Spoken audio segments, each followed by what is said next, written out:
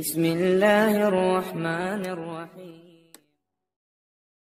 أعوذ بالله من الشيطان الرجيم بسم الله الرحمن الرحيم نحمده ونصلي على رسوله الكريم أما بعد সম্মানিত দর্শক কেমন আছেন সবাই আশা করি মহান আল্লাহ রাব্বুল আলামিনের অশেষ মেহেরবানি ও দয়ায় আপনারা সবাই ভালো আছেন সুস্থ আছেন প্রিয় দর্শক আর মাত্র কয়েকদিন রমজান মাস আমাদের সামনে উপস্থিত এখন চলতেছে শাবান মাস আর আজকের এই ভিডিওটিতে আমি আপনাদের সাথে শেয়ার করব যে আমাদের বিশ্বনবী সাল্লাল্লাহু আলাইহি ওয়াসাল্লাম শাবান মাসে রমজানের প্রস্তুতি স্বরূপ যে দোয়াটি বেশি বেশি করে পাঠ করতেন আর সেই দোয়াটি আমি আপনাদের সাথে শেয়ার করার চেষ্টা করব ইনশাআল্লাহ।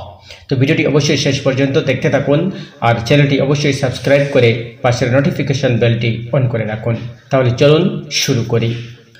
শাবান মাস মুমিনদের জন্য অন্য মাসগুলোর চেয়ে বেশি গুরুত্বপূর্ণ, কারণ এই মাসের পরপরই পবিত্র ও সেরা মাস রমজানের আগমন। এই মাসের বিভিন্ন ফজিলত ও আমল রয়েছে, তাই রমজানের প্রস্তুতির জন্য শাবান মাসে বেশি আমল, নফল রোজা ও দোয়া করা অত্যন্ত জরুরি। শাবান মাসে আল্লাহর রাসূল সাল্লাল্লাহু আলাইহি ওয়াসাল্লাম একটি দোয়া বিশেষ করে বেশি পড়তেন বলে বিভিন্ন হাদিসে বর্ণনা এসেছে।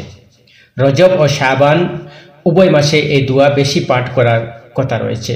সম্ভব হলে এই দোয়া পড়ে আল্লাহর কাছে তৌফিক চাওয়া যায়, কিংবা অন্য কোনো দোয়া পড়েও আল্লাহর কাছে তৌফিক কামনা করা যায়, যেন আল্লাহ তাআলা রমজান মাসে বেশি বেশি করে বেশি নেক আমল ও ইবাদত বন্দেগী করার তৌফিক দান করেন। ওমা তৌফিকি ইল্লা বিল্লাহ। রাসূল আকরাম সাল্লাল্লাহু আলাইহি ওয়াসাল্লাম রজব ও শাবান মাস ব্যাপী বেশি বেশি বরকত হাসিলের দোয়া করতেন। রমজান মাসে ইবাদত করার সুযোগে ভিক্ষা চাইতেন।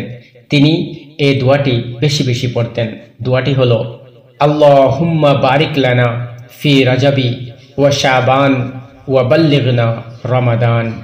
অর্থ, হে আল্লাহ, রজব মাস ও শাবান মাস আমাদের জন্য বরকতময় করুন, রমজান আমাদের নসিব করুন। মুসনাদে আহমদ হাদিস 259।